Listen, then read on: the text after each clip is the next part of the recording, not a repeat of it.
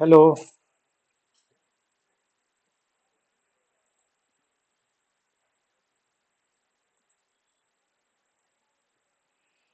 Hello. तो स्वागत है आज के इस सेशन में। मैं रंजन कुमार फिर से एक नए वीडियो में। कोई समय बर्बाद नहीं करेंगे। आप आज देखने वाले हैं कंप्यूटर प्रोसेसर के बारे में, माइक्रो प्रोसेसर के बारे में, सीपीयू के बारे में कि कितने तरह के सीपीयू हैं मार्केट में, कौन कौन सा इसका जनरेशन था। तो एकदम आज का जो ये सेशन है वो कंप्यूटर एप्लीकेशन वालों के लिए, एडीसीए वालों के लिए, डीसीए वालों के लिए, जो पीजी डीसीए कर रहे हैं उनके लिए, या फिर जो लोग कंप्यूटर बेसिक जानना चाहते हैं उनके लिए, या फिर जो बीसीए के फर्स्ट सेमेस्टर में हैं उनके लिए बहुत ही लाभदायक होने वाला है। तो बने रहिए इस वीडियो में। तो चलिए शुरू करते हैं। सबसे पहला सवाल मन में आता है कि व्हाट इज सीपीयू। सीपीयू है क्या? सीपीयू का पूरा जो नाम है वो है central processing unit, the most important part of a computer. ठीक है। इसको जो है सीपीयू को हम लोग known as the brain of computer, इसको हम लोग ब्रेन ऑफ कंप्यूटर भी कहते हैं, कंप्यूटर के मस्तिष्क भी कहा जाता है। That controls and coordinate all operation, जो सभी क्रियाओं को नियंत्रित करता है। ठीक है। और सीपीयू जो होता है takes input, process it as per instruction, produce output. और ये जो है इनपुट लेता है और उस पे उस आदेश के अनुसार काम करता है, प्रक्रिया में लाता है और बाद में हमको रिजल्ट दे देता है। और ये एक छोटी सी चिप होती है ना, एक tiny chip performing billions of operation every second, जो हर सेकेंड में अरबों ऑपरेशंस को पूरा करती है। तो कंप्यूटर का ब्रेन अगर कोई पूछे कि कौन सा होता है तो उसे हम लोग बोलते हैं कि CPU is the brain of computer. ठीक है। सीपीयू क्या है? जैसे ह्यूमन ब्रेन जो होता है उसी तरीके से कंप्यूटर का ब्रेन कौन होता है? सीपीयू। सीपीयू होता है। ह्यूमन ब्रेन क्या करता है? रिसीव सिग्नल फ्रॉम सेंसेस, है ना, उसके बाद थिंग्स करता है, डिसाइड करता है, फिर instructs the body to act, और वो शरीर को बताता है कि कैसे काम करना है। उसी तरीके से कंप्यूटर का जो सीपीयू होता है वो डाटा को रिसीव करता है, इंस्ट्रक्शन को रिसीव करता है, फिर प्रोसेस करता है, देन फाइनली क्या करता है वो लॉजिकली उसको पूरा करता है प्रोसेस को, और signals other part two perform task, और दूसरे पार्ट्स को बताता है, कंप्यूटर के दूसरे पार्ट्स को बताता है कि आपको क्या करना है। समझ रहे हैं? Main component of CPU. CPU के मुख्य भाग कौन कौन से होते हैं? सीपीयू के चार मुख्य भाग होते हैं। सबसे पहला जो यूनिट होता है उसको हम लोग बोलते हैं कंट्रोल यूनिट। कंट्रोल यूनिट जो है वो प्रोसेसर की सभी गतिविधियों को निर्देशित करता है। ठीक है ना, ये direct and coordinate all activity of the processor.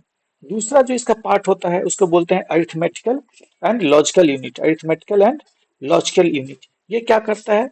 तो परफॉर्म्स कैलकुलेशन एंड लॉजिकल कंपेरिजंस, गणनाएं और तार्किक तुलनाएं करता है ये। तीसरा होता है रजिस्टर्स। रजिस्टर्स क्या होता है? तो सीपीयू के अंदर बहुत छोटा तेज स्टोरेज होता है, बहुत ही फास्ट स्टोरेज का काम करती है रजिस्टर्स। और चौथा जो होता है कैश मेमोरी, आप लोग को पता है बार बार उपयोग होने वाले डेटा, है ना, को ये हाई स्पीड में ये सीपीयू के पास भेजता है, सीपीयू के लिए वो अवेलेबल करवाता है। वो कैश मेमोरी होता है। कैश मेमोरी एक तरीके का प्राइमरी मेमोरी होता है। तो ये चार पार्ट होते हैं सीपीयू के। ठीक है।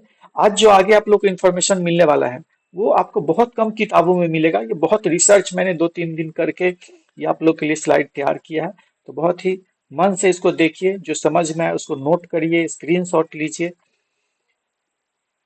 आगे देखते हैं सीपीयू करता क्या क्या चीज है। तो सीपीयू जो है वो चार चीजें करता है। Fetch, decode, execute and store cycle. Fetch करता है, डिकोड करता है, एग्जीक्यूट करता है और स्टोर साइकिल। फेच का मतलब क्या है?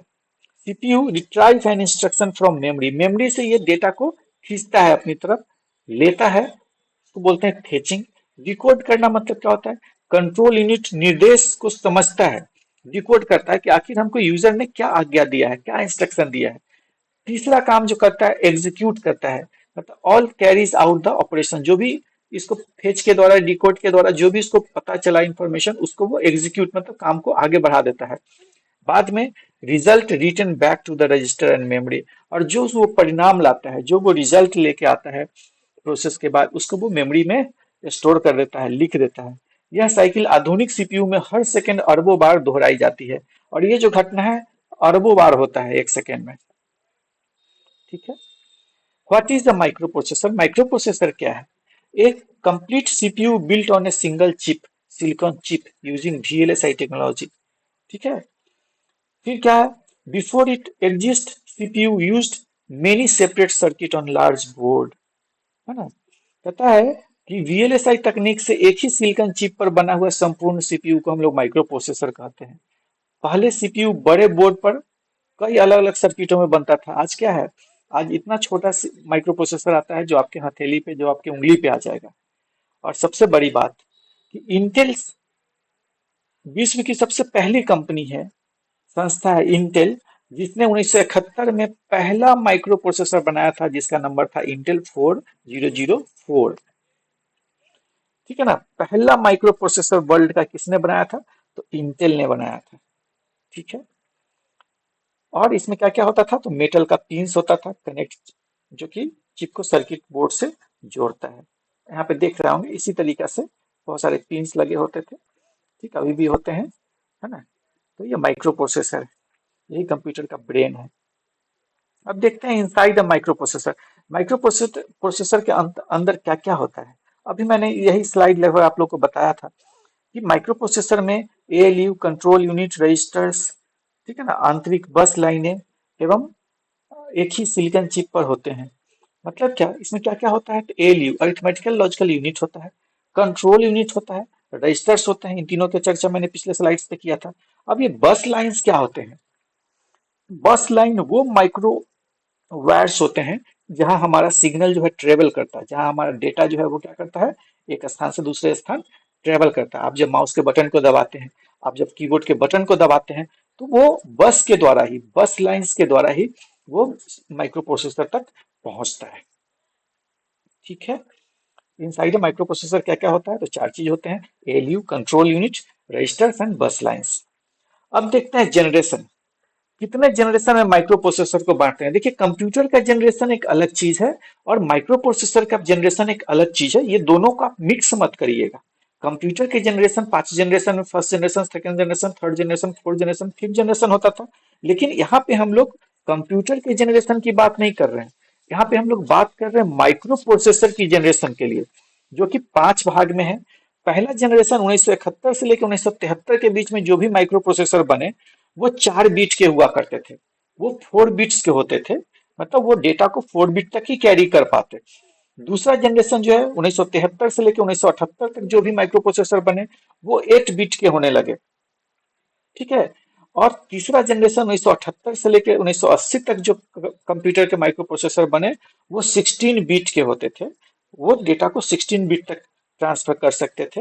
और चौथा जो आपका था जनरेशन, वो 1980 से लेकर 1990 तक, जो कि 32 बिट के कंप्यूटर आया करते थे। और 1990 से लेकर अभी तक जो है 64 बिट के माइक्रो प्रोसेसर आ रहे हैं। ठीक है ना। अब ये बिट ज्यादा होने से क्या हुआ? जब एक माइक्रो प्रोसेसर में बिट की संख्या ज्यादा होगी तो वो ज्यादा डेटा को एक साथ ट्रैवल करवा पाएगा। तो फिर ज्यादा डेटा जब एक साथ ट्रैवल होगा तो ज्यादा प्रोसेसिंग एक साथ होगा, और इससे हमारा प्रोसेस फास्ट होगा। हर पीढ़ी में बिट साइज दुगना होता है, ट्रांजिस्टर व निर्माण तकनीकी के प्रगति के कारण। ठीक है, advancement of manufacturing and other things. ठीक है। जैसे जैसे हमारा युग आगे बढ़ रहा है, हम लोग की बिट की संख्या, माइक्रो प्रोसेसर की बिट की संख्या बढ़ रही है, और जितना ज्यादा बिट का कंप्यूटर होगा उतना वो फास्ट होगा। ठीक है। आगे चलते हैं। फर्स्ट जनरेशन 4 बिट का माइक्रो प्रोसेसर था, मैंने अभी बताया। इंटेल ने एक यहाँ पे एक जो प्रोसेसर लॉन्च किया था, 4004, फिर 4040, और फिर 808, 8008। ये 3 तरह के चिप इस बीच में आए थे। विश्व का पहला वेबसाइट माइक्रो प्रोसेसर बनाया गया था इसमें। और इसका जो स्पीड था वो हर्ट्ज में था, किलो हर्ट्ज में, 740 किलो हर्ट्ज का इसका स्पीड हुआ करता था। 2300 ट्रांजिस्टर इसमें यूज किए थे। और एक कैलकुलेटर व बुनियादी नियंत्रण उपकरणों में उपयोग होता था, और ये बेसिक कैलकुलेशन वगैरह में यूज होता था। ठीक है ना। Proved a full CPU could fit on a single chip, और साबित किया कि पूरा सीपीयू एक चिप पर बन सकता है। ठीक है। बहुत बड़ा जीत था आईटी जगत का, कंप्यूटर जगत का। 1971 जो था वो बहुत बड़ा जीत था। माइक्रो प्रोसेसर हम लोग को मिला, और जिससे क्या हुआ, सबसे बड़ा फायदा क्या हुआ कि कंप्यूटर के साइज छोटे होने लगे। नहीं तो कंप्यूटर क्या होता था, बड़ा बड़ा टन का होता था, बहुत बड़ा बड़ा कंप्यूटर होता था। ठीक है। उसके बाद देखते हैं सेकेंड जनरेशन में। सेकेंड जनरेशन में क्या हुआ, 8 बिट का प्रोसेसर आने लगा। ठीक है, इंटेल ने 8085 बनाया, फिर 8080 बनाया, फिर 6800 बनाया, मोटरोला कंपनी। इस तरह मोटरोला एक दूसरी कंपनी भी इंटेल के सामने आ गई। ठीक है ना, और ये 2 से 3 मेगा हर्ट्ज क्लॉक स्पीड इसका होता था, मेगा हर्ट्ज में चला गया, किलो हर्ट्ज से किस में चला गया, मेगा हर्ट्ज में चला गया। 1000 हर्ट्ज बराबर 1 मेगा हर्ट्ज। ठीक है, और wider instruction set, better performance, थोड़ा सा परफॉर्मेंस यहाँ पे सुधर गया। ठीक है, आज भी असेंबली भाषा प्रोग्रामिंग हेतु पढ़ाया जाता है इसमें। ठीक है, 8 बिट में। आगे बढ़ते हैं, थर्ड जनरेशन जो हमने बोला कि 16 बिट का प्रोसेसर था। ठीक है, इसमें कौन कौन सा प्रोसेसर था, तो 8086 यहाँ से आ गया था इंटेल का, 8088 आ गया था, और 80286 यहाँ पे आ गया था, है ना। ये 286 जो था, और इसकी स्पीड क्या थी, तो 5 से लेके 10 मेगा हर्ट्ज क्लॉक स्पीड था इसका। ठीक है, और इसमें जो है लार्जर मेमोरी देन बिफोर, पहले के बाकी बाकी प्रोसेसर से इसमें मेमोरी जो थे अधिक थे। आईबीएम ने भी यहाँ पे एक लॉन्च किया था, आईबीएम पीसी 1981 में, है ना, और उसमें 8088 प्रोसेसर यूज किया गया था। इस घटना ने आज की पीसी इंडस्ट्री को आकार दिया। ये बहुत ही, मैं जो ये इंफॉर्मेशन आपको दे रहा हूँ, क्योंकि मैंने हार्डवेयर का कोर्स किया था 2000 के समय में, तो मुझे वहां पे ये सब चीज बताया गया था, और मैं किसी तरीका से इस सबको रिट्राइव किया और अपने रजिस्टर से फिर इसको स्लाइड में मैंने कन्वर्ट किया आप लोगों के लिए। मुझे पता है कि ये थोड़ा सा बोरिंग टॉपिक है आप लोगों के लिए, लेकिन बहुत इंफॉर्मेशन वाला है। फोर्थ जनरेशन का जो माइक्रो प्रोसेसर था वो 32 बिट का था। 1980 से 90 के बीच में जो भी प्रोसेसर आए ये थे, और इसी समय उदय हुआ पेंटियम का। और इसी समय आपको याद होगा कि पेंटियम का उदय हुआ, पेंटियम 1, पेंटियम 2, ऐसे करके इसी समय से आना चालू हुआ, पेंटियम 3, और लास्ट था पेंटियम 4। ठीक है ना, और इंटेल का यहाँ पे जो प्रोसेसर था 80386, 486 यहीं से आया था, और जहां से 586 शुरू हुआ उसी को हम लोग पेंटियम नाम दे दिए थे, है ना। इसमें इंट्रोड्यूस सीमोस टेक्नोलॉजी, इसी में आके हमको सीमोस टेक्नोलॉजी मिलने लगा। ठीक है, multiple instruction processing, process together, इसमें बहुत सारा इंस्ट्रक्शन एक साथ प्रोसेस होने की सुविधा आ गई। कैश मेमोरी इसमें बढ़ गया, और ग्राफिकल कार्य होने लगा, मल्टीटास्किंग यहीं से उदय हुआ। और विंडोज यहीं पे आके 1980-90 के बीच में, 83 में, आप लोग को याद होगा कि विंडोज का उदय हुआ था। माइक्रोसॉफ्ट ने अपना एक लॉन्च किया था विंडोज 1.0 ऑपरेटिंग सिस्टम। तो मेरा हर क्लास एक दूसरे क्लास से कनेक्टेड है, तो कोई क्लास आप लोग मिस मत करिए। ठीक है, आगे चलते हैं, फिफ्थ जनरेशन जो आजकल हम लोग माइक्रो प्रोसेसर यूज करते हैं, 1990 से लेकर वर्तमान समय तक। पेंटियम प्रो यहाँ पे आया, कोर i3 आया, कोर i5 आया,